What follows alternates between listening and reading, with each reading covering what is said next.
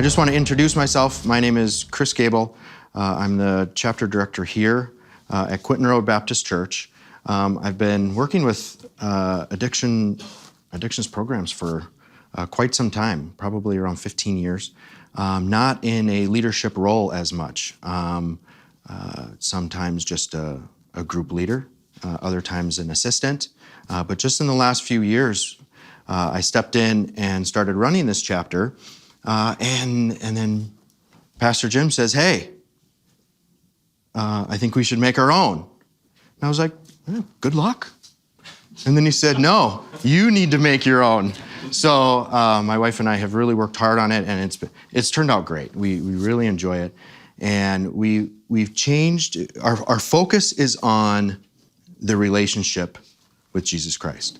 Not a set of rules, not a set of regulations, not a, you're wrong, you shouldn't do that. But people that struggle with addictions know it's wrong. They already know that. They've been told that for years and years. You need to make your focus the relationship. And that's really what we try to do. So, all right, I think we're gonna go ahead and get right into it. One thing is, I am nothing special. I'm just a guy. I'm not a pastor. I'm not an elder. I'm not a deacon. I'm just a guy that has a heart for people that struggle with addictions. And so I'm not an orator. I'm not a special speaker. I'm just, a normal guy up here just sharing my heart and what it is to really make a successful program when it comes to dealing with addictions. So we'll go ahead and get started. Okay, the purpose of an addictions program. What's the very first thing we want to do? Share the gospel, right? We want to if you don't have something to live for, if you're just going through life and you don't know Christ, you're still living for yourself. We want to change what their focus is on. We want to get them saved, get them a child of God, and then we can start working on their addiction, right? Just because they get saved doesn't mean that all of a sudden they're just going to quit what they're doing, quit their addiction. I've been saved for years and years. Do I still have struggles? Yeah. Do I still sin every day? Absolutely, and we all do. And it's the same with these people. But people that struggle with addictions, it's just their sin, their struggle is a lot more deeper than ours is. So we need to make that a priority. Is knowing that even though they get saved, does not mean that they're going to stop their addiction right away. We would love that to happen, but it doesn't happen that way. So share the gospel. What is the gospel? Christ came to earth to die on the cross for our sins. 3 days later, rose again. We're trusting in that to get us to heaven. It's not quitting your addiction to get you to heaven. It has nothing to do with that. It's trusting in the finished work of Jesus Christ and trusting in his payment for our sins. Because once we place our trust into Christ, all of our sins are paid for. Past, present, and future. All paid for, 100% done. Am I going to sin tomorrow? Yes. Will the person who has struggled with alcohol for 20 years after he gets saved, the next day, there's a very good chance that he's going to drink alcohol. That sin is paid for. It was paid for on the cross once he accepted that. So show individuals who Christ is. It's another way to reach your community. How many things do our churches do to reach the community? A lot of us do a ton of things. We have a bus ministry to pick people up. We have free meals. We have movie nights, food pantry, garage sale, carnival night, Christmas programs, or other church events. These are all things that we do to reach our community, and all of these have their place. Why don't we do more for those that have struggles, those who are struggling, and in this case, with addictions? I think a big reason for that is fear. Fear of who's going to walk in our door. And it's something that we don't always want to talk about because it almost makes us look, what's the word we don't want to say? Judgmental, right? We don't want to be judgmental, but it's a fear. It's a known fear. Who is going to walk in my door at an addictions program? My answer is this. That person can walk into your door on any church service. Any Sunday morning, any Sunday night, Wednesday night. They can just walk in, right? So, yes, will you have more of that on a Friday night when you're running an addictions program? Yes. You will have people that come in that smell like cigarette smoke. They smell like alcohol. They are not sober, okay? But you know what? They have done whatever they did earlier that day, and for some reason, they came to you. They know they did something wrong. Does that mean you just kick them out the door? Nope. I have sat outside in the parking lot, in the grass on a nice sunny day, and just talked to a person that is completely wasted. And you know what? You're just talking to them. Maybe you get them a glass of water or a glass of coffee, but you're talking to them. Because when they wake up that next morning, they're going to remember who was nice to them, who gave them the time, even though they were, they'll wake up and be like, oh, things will start slowly coming back. Oh, he did. He sat outside with me for an hour and just talked to me. You know, things like that. You got to be ready for it. You got to be ready for it. It's not a suit and tie ministry. You're going to be seeing some things that you might not be ready for, but you need to mentally be ready for it. So, other ways to reach your community. You're gonna find those ways to do it. Your church does a lot of different things. This is just another outreach for your church. Show the love of Christ to the hurting. When you show the love of Christ to the hurting, you know, we have church members now. Some of them will be sitting with you upstairs on tonight's session. They were hurting at one point. In fact, some of them even came to Friday night not sober. Now, you're sitting with them upstairs, and you're going to be fellowshipping with them. And that's the whole goal, is to get them to come from hurting to a great church member, and people won't even know that they had struggles. Help them find freedom through Christ. Bring people back to the local church. This is an avenue to bring them back to the local church.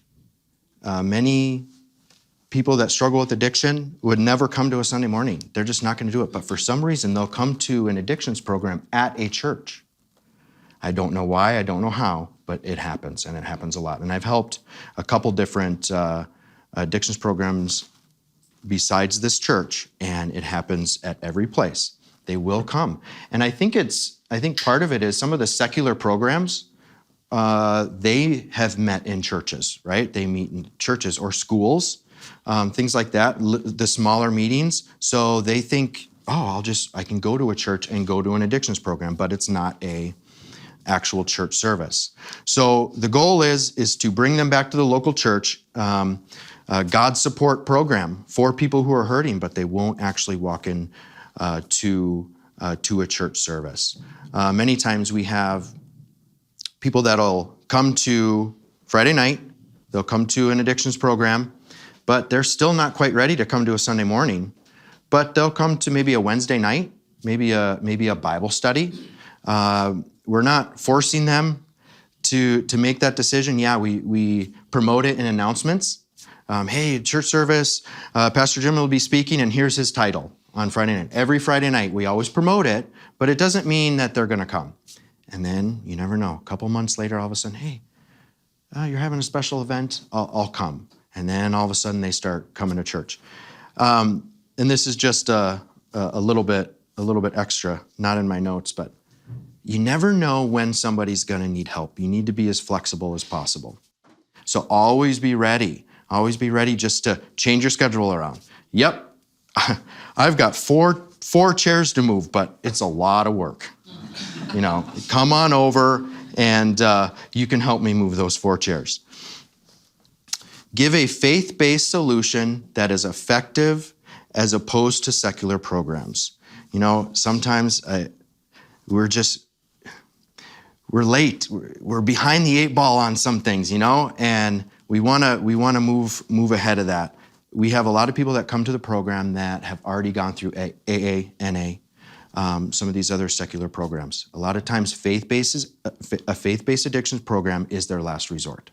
They've given everything else. They've tried to do it on their own, in their own power, and it just doesn't work. They can't quite get it. And then they come to a faith-based and they realize what the difference is.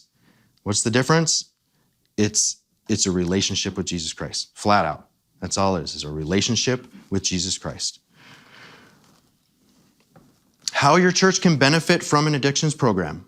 How many pastors, elders, deacons, great church people pray for newcomers to walk in their door, pray for new people to walk in their door? This is another one of those ways. You're just getting that new person to walk in the door that's ready to hear the gospel. Building a personal connection with your community. We've been able to do this over the past few years, and people love it when we walk in to different places and we're ready to help, right? We're starting this addictions program. If you hear of anything, if you know of anybody that is struggling, hey, let us know that we're starting this up. You're building that connection with your community. Everyone has struggles. Where do they go? Turning an addict into a faithful church member. So when you think about how long somebody can be addicted to, let's just use alcohol for instance, 5, 10, 15, 20 years. When you're addicted to alcohol, you are consumed with that. It's all you think about. You think about when you're going to get it, how long, how much, everything. You're committed to it. What if you were to change how committed you are to alcohol and change that to be committed to Christ? That person already knows what it is to be 100% committed. All you have to do is switch what they're committed to. That's really what we talk about every single Friday night. You're not quitting your addiction. You're replacing your addiction. You're still going to be committed as can be, but you're going to be committed to building that relationship with Christ. That's what it is. You can quit an addiction, and you've got that hole, you've got that void inside of you. It's going to be filled. What are you going to fill it with? We want you to fill it with a relationship with Jesus Christ, and that's what this program will help you to do. What kind of individuals does SimpleSteps reach? We are not an inpatient treatment program. Okay, we're not going to house you for 30 days and give you medication to help you get through your drug addiction. That is not what this is. We are not a homeless shelter. And sometimes we can get sidetracked. How can I make this work? Your home is your home. Okay, we don't want that. You don't want to invite people into your house. Okay. Make sure that is your home. You're not, you invite them over for dinner or whatever, but you're not housing people, okay? That's not what this program is. This program reaches the functioning addict. This is the program a program that will reach a person that has a job or maybe just lost their job. They just got divorced, but they're still functioning through life, right? Maybe they're not functioning at 100%, maybe not even 50%, but they're not homeless, and they're not needing an inpatient program, okay? If they need a program like that, we're sending them somewhere else. We're sending them to Chicago, to the shelter, or we're sending them to other organizations in the area that can give them their 30-day in-treatment program. Okay, you are here to reach the person that can stand up on their own 2 feet. If it's past that, they need to go somewhere else. But we have a very good relationship with the homeless shelter and also with those other inpatient programs. Why? Because when they get out of that, they need a place to go. When they get back on their feet, when they get past that of needing more of the medical treatment side of things, I talked to a lady here at an organization, and we talk probably once every 2 weeks about I'm sending her somebody, or she says, this person's just getting out. Can you send me some information? I'm giving them a flyer, things like that, to where, because the inpatient program, they realize that they get out of that 30-day inpatient program, and where are they going to go? What are they going to do when they get back home in the same environment? What's going to happen? They want them to go and take that next step, and we are that next step. Support is available for the whole family.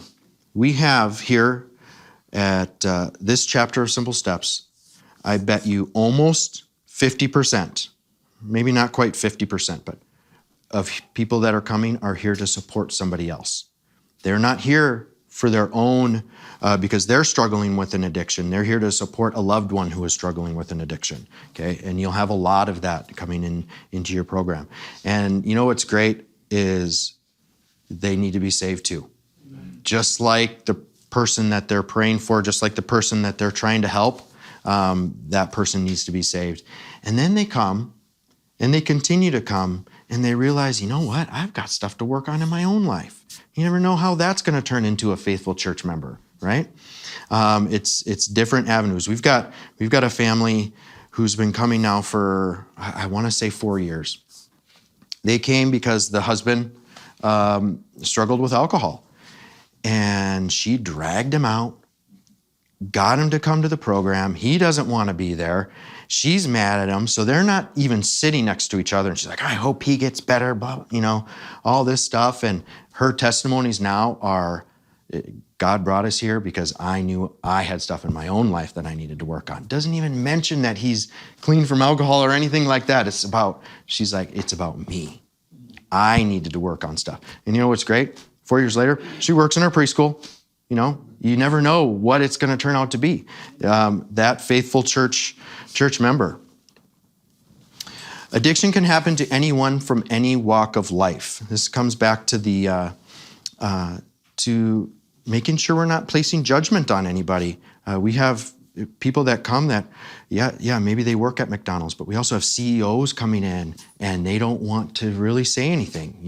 They want to keep it nice. They want to keep it real quiet. And hey, I have a struggle. I'd rather not tell you what it is, but you never know who's going to be walking in your door. Just you're the same whether or not they have long hair, short hair, whether they have, they're dressed nice or they're not dressed nice. Whatever it is, you have no idea. You're just making sure you're the same either way. What qualifications do I need to run a Simple Steps chapter? You do not need to be a pastor, a psychologist, or licensed therapist or counselor, okay? You are not, this comes down to what we are. We are not an inpatient program, right? We're not a homeless shelter. We don't have to have those qualifications. What do you need to have? You need to have a desire to help those that are struggling. That's what you need to have. The one right before that, you do not need to be a recovered addict. Think, man, wouldn't that help though if I was an alcoholic or I was a drug addict? Wouldn't that be a benefit? You know what? We all have struggles. We all know what it is to put something before Christ, right? We all know what that is. And that's how we can help. We can help with our knowledge of being addicted to just sin, putting something else between us and Christ. I wanted to share this verse here. It's 1 Timothy 1:15, and this is Paul talking, and it says that Christ Jesus came into the world to save sinners, of whom I am chief. Every person that comes into the program knows that they've done things that are wrong. In fact, they would even say, I'm a chief of doing things that are wrong, right? But look at what Paul's life was after that. It was great. And you'll see that when people come through the addictions program, because they were committed. They were committed to their addiction. They switch what they're committed to, and they become a great church member. The love for the Lord and the clear gospel. I think we can agree with that. We are pastors here, elders, deacons. We know what it is to sacrifice a lot. So our love for the Lord and the clear gospel is there. Patience and more patience. And more patience. There are times where you're going to be on the phone a lot, trying to talk somebody out of it. There's going to be times that it's 9:30, 10 o'clock, and you're laying in bed, you're ready to go to sleep, and you get a phone call, and you're up. And you're going to try to find this person that is, walking down the street, drunk, who knows what it is. I've done it, and it's not fun, but you know what? It's rewarding after, because they remember that. I'll tell you this story. I had a person who accidentally texted me. You never know what's going to happen. Accidentally texted me about buying a certain substance, right? And I'm like, what? I'm laying in bed, and I know right away. And, I get a little smile on my face. Well, I look at my wife, and I'm like, well, it looks like I'm up. So I'll get up, end up calling a certain person and finding out where this person's at, walking down the street somewhere. And I end up finding him, and he's on his way to the buyer's house, walking, not sober. And I pull up, and I talk to him for 10, 15 minutes. And you know what? I was not able to stop him. Because I'm not going to force him. Just trying to share the love of Christ. Hey, man, really love you. Why don't we go get something to eat? It just didn't work. I couldn't get him not to go. So reluctantly, I went my own way, and he went his way. And of course, in the morning, I get a quick text. Sorry, man. Just a real quick. I messed up. And still, to this day, he still reminds me of it. It's like 9 months later. He hasn't done it again. 9 months is a very good time. It's a long time. But he hasn't done it again. But he always reminds me, hey, man, you really helped me. I know I wasn't able to get past it, but you really helped me that night. And you're just there being that friend. Because you're not going to stop someone from doing it. You can encourage them, but you can't physically stop them. So really, you're trying to get them back into the correct mindset, but it's not always going to happen. And it hurts us. It bothers us because we feel like we failed. But you know what? You look past that part of it, and you're just hoping that they're able to get past it the next day. And what's interesting is that was the same person that called me last night. So you never know what he's going to try next to get past that, okay? A non-judgmental attitude. We already touched on that, so we'll go ahead and skip that. But you just make sure that you're that friend. You're there to help them. When people come to the addictions program, they're almost, especially in a church, they're almost waiting for that look, right? They're almost waiting for that judgmental look, that judgmental comment. They already know they've done wrong things. We don't need to tell them that. We don't need to put a big sign on them. And that's what they feel like. That's what they've dealt with a lot. They've dealt with judgment from their family. We're just there to love them, support them, and show them through the program and show them through our own actions. How can individuals overcome an addiction? If you quit an addiction, doesn't mean you overcame it, and this comes with replacing it, right? You can quit an addiction for a day, 2 days, a week, but it's going to be filled with something. It's going to be filled with that same addiction, a different addiction, but we want it to be filled with a relationship with Christ. Your addiction needs to be replaced. What do you replace your addictions with? Build your relationship with Christ. That's what we are replacing our addiction with. One-on-one discipleship. So this gets down into what's the next step. So you come to a program on a Friday night, you come to an addictions program, you're starting to learn, you've been here for a little while, what's the next step? You really want to get this person into church. It might be that next step would be a one-on-one discipleship, and that's why in the box we include in there a talk time, and I think we include a couple of those books, but a talk time book, and that is a one-on-one discipleship that you can do on a Wednesday night.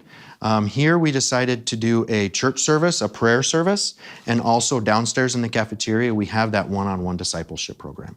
Now maybe you do all the one-on-one discipleship program, or you decide to do that with individuals. Man, I think this person's ready for it. I'm going to go ahead and see if they want to do that on another night of the week, or even a Sunday school class, that discipleship program. And it's another step, another avenue to coming on that Sunday morning. And it's what it is to be a Christian. It's very basic. Teaching them biblical truths. Okay, what do I need to run a program? We have on here a facility. But what kind of facility? Do you need this? No. You need a room. That's it. You need a room, and you can run the program. I was helping out at a smaller church up north, and we would actually take the smaller auditorium. We'd have our main session, and then all we did was put up partitions to split up the men's and ladies groups. So that's all we did, because we didn't really have separate rooms. And those are little ideas that you can take and use them in your facility.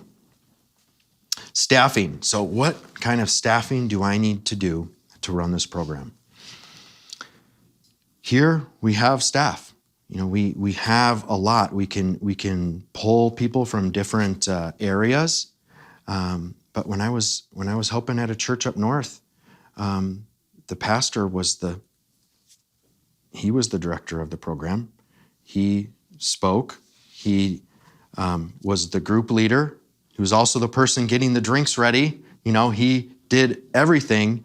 And he had one other assistant that kind of, when he was off doing the groups, that one assistant would do the newcomers class, okay? So what did they have? They had two guys and one lady to do the ladies group, and then maybe two ladies to do kids. That's about it. So you're looking at maybe 5-6 people, and you could do it. If one gets sick, well, maybe you're combining the women's group with the kids. You're making it happen. You're making it happen. And one thing is, which is nice, is once the program gets running and you start seeing people come in, they're getting saved, they're growing, and then you can have them start helping out with certain things as well. And that's really cool when you start seeing them grow in the Lord enough to be able to take on some more responsibility. Materials. The starter pack really has everything that you would need to start it. A fun and exciting kids program. So this is important. I would say this is more important than even the message time, because the kids are what bring the parents back. You have a fun, exciting kids program. The kids are, the next Friday comes along and they're saying, why aren't we going? Where are we going? We got to go back there. Parents are like, it was a little bit weird, a little bit more Bible than I like, but the kid really wants to go back because he had so much fun. And then it switches. The parents start loving it, and they're the ones dragging the kids out, So you want to have a very exciting, fun kids program. And they need to be ready for it, because it's a couple hours. You start at 7, and the program's done at 9, but then you have some kind of a fellowship after that. It could be 9:30, 10 o'clock even, before you're going. So the people that watch the kids on Saturday night or on Friday night, they are ready for bed when they're done, because they've been watching kids for hours. But it's so worth it. It's so worth it to see their parents start getting clean, start getting their lives back in order. A willingness to help whenever and wherever needed. And this is just flexibility. Somebody isn't able to make it that night, some kind of staff, and you're able to find that, change your schedule around whosever schedule it is to make make whatever happen needs to happen. Okay, overview of the night. Simple step video. So we have made 12 videos, one for each week. So it's a 12 week. And after your 12th one, you're going to start over and watch number 1, and you just keep repeating it. These videos are very basic, but it's basic biblical truths, and that's all it is. And this is how you're going to start the night. You're actually going to just push play, and it's going to start up. There might be people still talking in the back. This kind of gets everybody together and knowing that the program is going to start. If you want to, you could say something beforehand. Hey, all right, we're going to have everybody come in, take a seat. We're going to get our video started. But normally, you start that video, it gets everybody going and gets them to their seat. Director's welcome and theme verse. So the director's welcome, this is your time. This is your time to show them what the program's going to be. And if you're down and out that day, don't act like that right here, because you're showing them that this is an exciting time. We're happy that you're here. You've made the decision to be here. You could be anywhere else. You could be at a bar. You could be at home on your couch, but you chose to be here. You need to be excited for that. So this is really the time that that you show them who you are. John 8:32 is our theme verse, and we always put that up on the screen and say that out loud with everybody.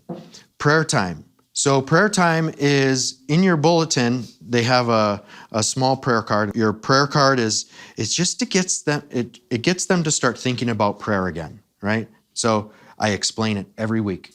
I say, this prayer card, you could just put your name at the top and a request, and I tell them what a request is. Remember, when was the last time they prayed? They don't know what a request. Pray for what? Maybe you have a sick family member. Maybe there's something in your life that you need some help with. You can put that request down, and you're going to give that to your group leader. So they bring that to their group, and they pray for it in group. We used to pray for all of those prayer requests in front of everybody, and it's just, there's a spot on the bottom that says public or private.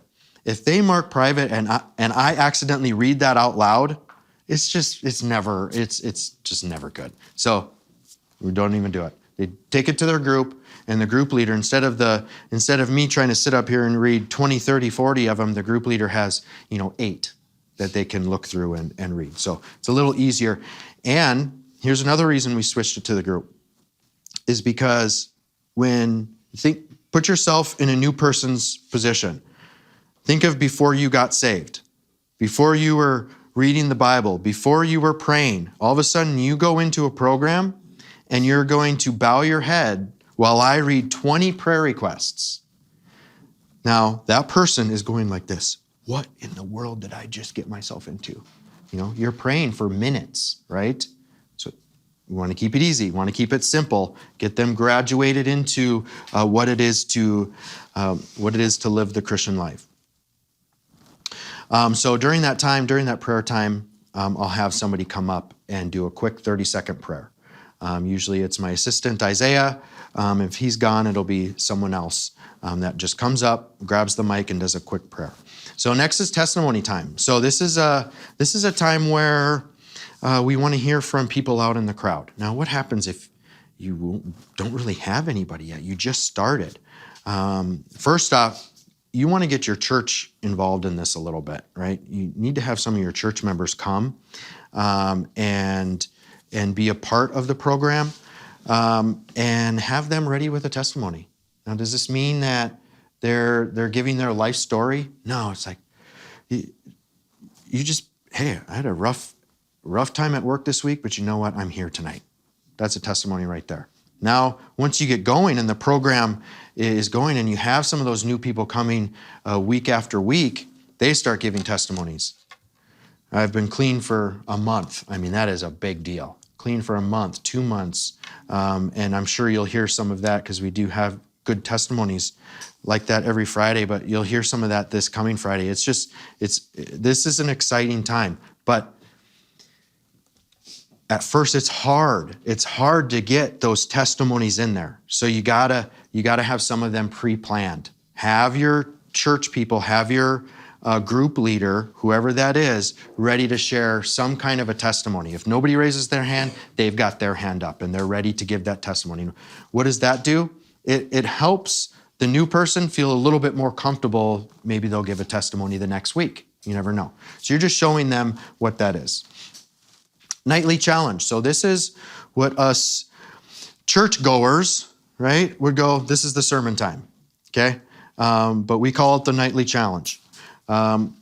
So this is short, sweet. You're taking a biblical truth and you're speaking on it, but remember, you're not speaking to your church members that are there. That's Sunday morning. Who you're speaking to here? You're speaking to the new person that just came off the street that might not even be saved, might not be sober. They don't even know where they're at really right then. So in other words, you're speaking to a child. You keep it very, very simple. 15 minutes, 15, 20 minutes tops. Keep it very, very simple. Nothing deep, so that they can walk away with a few words of what you said. That's it. So make those few words really important. And of course, the gospel. End with the gospel. You're sharing what it is for them to be saved. Announcements and awards. So this is right after we're done praying, after the gospel. And this is a time that you're acknowledging the people that are working the program. We have certificates, certain stickers, bookmarks, things like that can encourage them. So some people that struggle with addiction, it's like they've never been awarded. Like they are so happy to get that sticker, They're just so excited about it. And to get that award. And maybe they were somebody who, maybe they started doing drugs at a young age because they weren't very good in sports. They just didn't get awards. And now they got one, because they finished that book. Maybe they won't say it out loud that they're super excited about it, but inside they're excited about it. And it's really good to award those that are coming. And there's different steps to the awards. One of the awards is if they just come 5 weeks. They get to go up and get an award. You come 5 weeks, that's a big deal. You've made the commitment to come for 5 weeks. Some of these, they haven't made that big of a commitment ever, and they've come for 5 weeks. That's a big deal, a very big deal. And when you have someone come back for the second week, you're already excited because it's like, wow, they came back, and that's great. But 5 weeks, that's awesome. Newcomers class. So this is, at this time of announcements and awards, you're going to split everybody up into their group. So the people that are coming, they know where their group is, but you have those new people that don't know what group to go in. So every week, you always invite them up front. So I dismiss everybody. All right, everybody, you're dismissed. You can go off to your class. If you're new here tonight, go ahead and come up front. We've got a short newcomers class, and then I'll get you into a group as well. You're trying your best not to scare them, right? So I say a short newcomers class, and then we'll get you into a group. Because if they've been to secular programs, they have already gone into groups. They know what that group time is. So what we want to do is we want to give them a little bit of something that's familiar. So yes, we're going to get you into group, but go ahead and come up front. We'll assign you a class. We're going to go through the group, go through the program just a little bit more, and then we'll get you to a class as well. So that newcomers class, in your box, you will have 50 packets. And that packet is for the newcomers. Comes with a couple things in there that just explains the program a little bit and gives them some more information. So one thing I always like to say in the newcomers class, and you'll have more of these little things that I like to say in the leader's guide, which when you get that box, you will get the leader's guide, and I lay everything out from start to finish, why I say this, why I don't say this. Different things that will just give you things that it's taken us years and years to figure out, but you'll have that all in that leader's guide. So I say, you know what, there's going to be people here, when you go into a group, there's going to be people here that you're going to hear that are struggling with things that are illegal. We just really want that to stay private. So whatever is said in the group stays in the group. And then you can just see like they're the weight is just kind of lifted off of them because they realize that it's private. What they're struggling with is private. So they can share in the group, but they know it's not going to get out. And then I tell them this as well. If it's something that you don't want to share, I say, there's people here tonight that they've been coming for 6 months, even a year, and we don't know what they're struggling with. And that's okay. Because what's important is not what you're struggling with, but what you're replacing it with. So what if they're struggling with something that I don't even want to know what they're struggling with, right? It's okay. They don't have to share that. And many times they don't. And that's okay. That's perfectly fine. But we want to make sure that we're making them feel comfortable. All right, small groups. So now you're into your small group. This right here is the heartbeat of the program. You say, well, isn't the sermon the heartbeat of the program? That's a heartbeat of Sunday morning. This isn't Sunday morning. This is a Friday night addictions program. Your challenge for the night is over. You already gave them a biblical truth. Your leaders were also listening to the biblical truth, the challenge. So now they have something to start their group time with. Hey, what did you think of the challenge? How can we apply that to our lives? That's why it's important with that, I think, to have the challenge first, is so that we give those leaders, we're helping the leaders. Instead of the leaders just walking in and be like, what am I supposed to talk about? Or how am I supposed to get the program started? Well, the group time started. Now they have that. Hey, Chris's message or Tom's message was this. How do you think we can apply that to our lives? So we're helping out that group leader. So what happens in the group? Well, first off, they have their challenges. They have their group. They have their small books that they're doing their challenges. We always want a small amount of challenge time before we let them start, before we go around the room and start talking about what they're doing, how their week was, things like that. But we just want to do a couple challenges to get them thinking about God. We want to get their minds off of themselves and onto God, or else that group time is just going to be a complaining session. Okay, so we don't want that to happen. Another thing is you want to, whoever you have leading your group, you need to trust them, because whatever they say in that small group, they're leading that group. So you need to fully trust whoever you're putting in charge of that group. Here, it seems like we're adding groups constantly. So we really are it's hard. It's hard because it's like, okay, I'm going to put you in charge of this group, and I'm just, hoping that what you're going to say is right. But honestly, we trust all of our people. They've been here for years and years. I just put a guy in charge of a new group, and he was one that came and didn't, barely had a house, didn't have a job, but just barely functioning. Like, he's almost to the point he needs to be in a homeless shelter, but he wasn't quite there yet. And he's now to the point where he just became a group leader. And when I asked him, he almost started crying. He's like, I'm just thinking of how far I've came, from when I first started coming, just thinking about that time. And now this is where I'm at. So it's great when you can promote inside like that. So small group is really, really the heartbeat. You're going to go around the room and you're going to just encourage. And what's nice is the other people in the group can also encourage, not just the group leader, but the other people can share, hey, this is what I've done in this situation to help out, to help me get through it, things like that.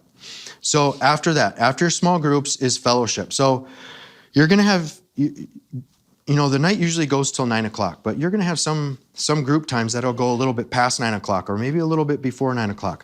This fellowship time here is very important, because this is the time that you're now out of group and you're just going to talk to that new person like you're building a friendship, right? So maybe have a time of, you have chips and salsa, or juice, or fruit or vegetables, or whatever it is. You want to make sure you have that time that they're just not running out the door. You want to build that friendship. Maybe that's the time you share a phone number with somebody. Maybe the next day they like golf and you're going golfing the next day. Whatever it is, you're just building that friendship. You can have, maybe you have a little bit more than snacks. Maybe you have hors d'oeuvres or something like that. We choose to do a full meal. And they come, they get food, and they all sit around. I mean, the cafeteria, I don't even know how this started, but they started pushing tables together. Instead of just 8 people sitting at a table, they push them all together. So now they have like 16 people around this big table. It's great. And it's just so they don't leave anybody out. They're all sitting around this big table. And it's just awesome. But that time is very important. And another thing is too, is you don't want that new person to be ever really kind of left alone. Like when you're done with your small group, either the leader or maybe you have an assistant leader in there, or you have a person that has been coming to church for a while that you can say, hey, actually, it'd be nice if you didn't even have to say it at all, but you're say, hey, go walk with them, as you go to fellowship time. Go talk to them. Go be friends with them. You don't want them to walk out of that group into an open room and they don't know what to do, right? It's just that uncomfortable feeling. So make sure they're always around that person. And maybe that's you for a while until you get those people that can do it. How do I advertise? So, how do I let people know about the program? Promoting your church. Word of mouth, that's big. Promote it in your church. And you want your church to be behind it as well. Roadside or banner. You can get a road sign through us. But that's something that really helps if you're living on a busy street. Word of mouth. Other community outreach programs. We talked about the inpatient program. You can let them know what you're starting. Your court system, social workers, judges, police station. If you walk into a police station and say, hey, we're starting an addictions program, I just want to let you guys know we're doing that, they're not going to kick you out because they're mad at you, right? They're going to be very excited that you're trying to help the community. So all of these places, you might have people that come in that might need to do community service hours. And we have at least one all the time doing community service hours. We usually try to keep it no more than 2 because they're coming in early, they're helping set up. But it's they need to be saved too. And some of these people will call and they're actually looking for churches to do community service at. They're hoping somebody will allow them to do community service. This is a great opportunity. I love having people come on Friday night and I don't have to set up chairs. They do it for me. Obviously they come in, they work for 5 minutes. We want them to sit through the program. We want them to get saved. We want them to come in and eat and have fellowship. And then they clean tables for 5 minutes and they got 3 hours of community service. I don't care whether they get community service hours. I just want them in to hear the gospel and maybe come back after they're done with community service, right? Well, I don't care how they get in the door, but those are different things of what you can do to advertise.